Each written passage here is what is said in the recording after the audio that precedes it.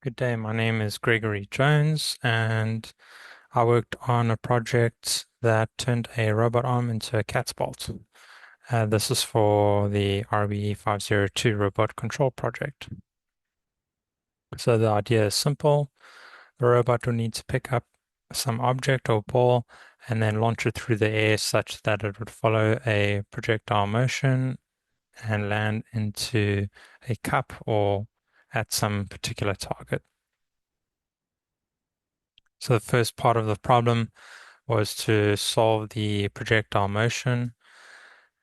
This was essentially modeled as a two-dimensional problem with the XY plane and a release position of the projectile, and then a target location that it would need to reach.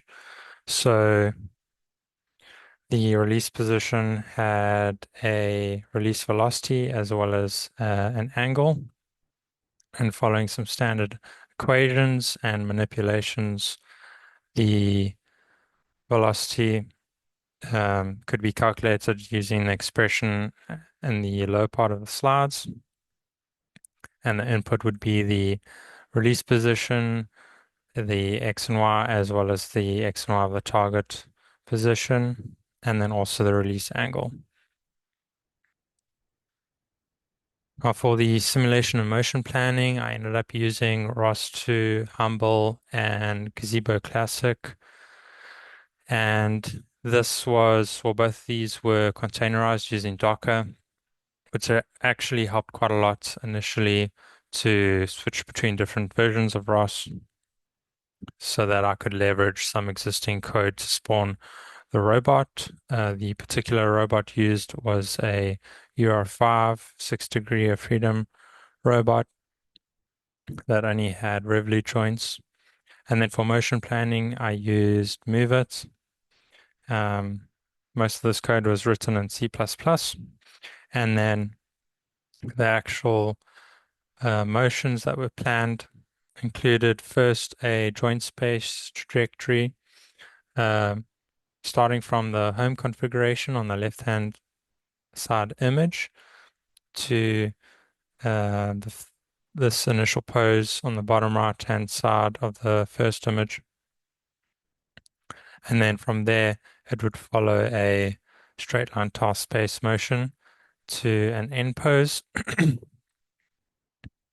And you can see it's at the start pose in the middle image, and then it's at the end pose in the final image on the right-hand side.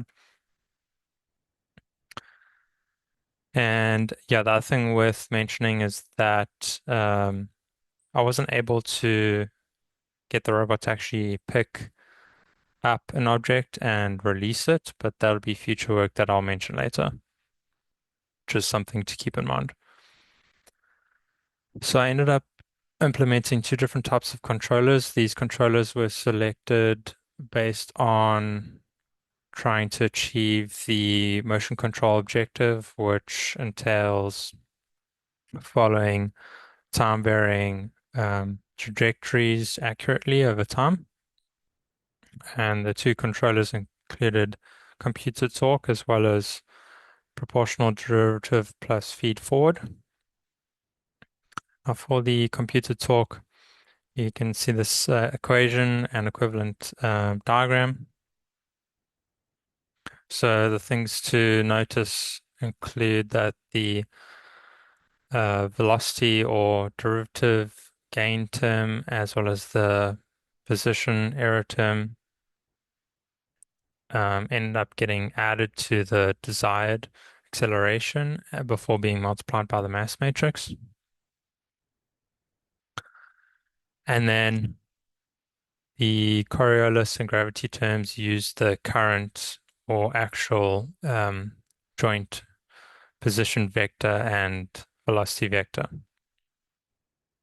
Now the pro about this controller is that it ends up linearizing the aerodynamics of the system to the point where each joint is modeled as a second order system, and so the gains were selected based on a critically damped response.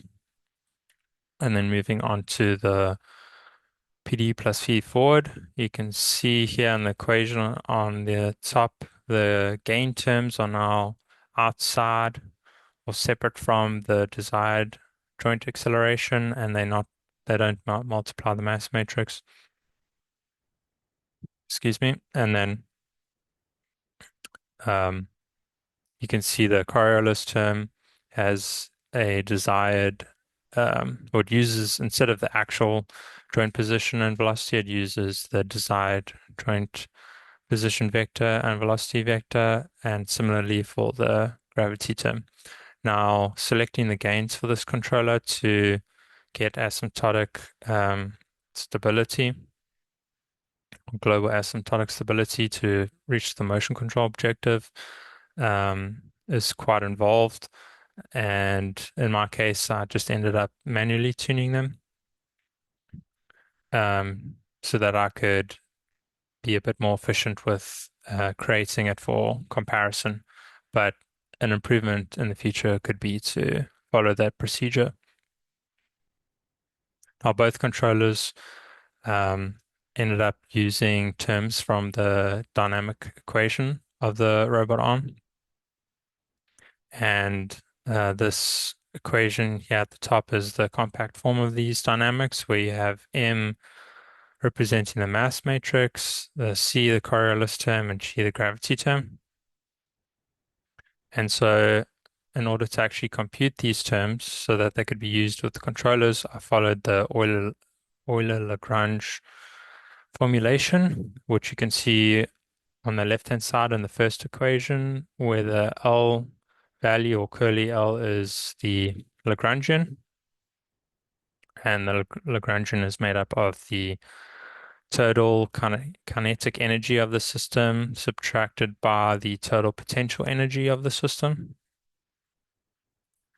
And there's also an expression here for the total kinetic energy of the system that uses the mass or inertia matrix. Now, if you follow these equations, you end up getting some expressions in standard robotics books for the mass matrix and the Coriolis term and gravity term. So the equation on the right-hand side, the first equation, this D term or D value is the same as the mass matrix, and that's made up of a summation. And the first term in the summation uses point mass values with the Jacobian, the velocity components of the Jacobian or linear velocity components. And then the second term uses the angular velocity components of the Jacobian with the inertial tensor. And one of the simplifications made or assumptions was that only point masses were used and that the inertial tensor was zero. So the second term could be neglected.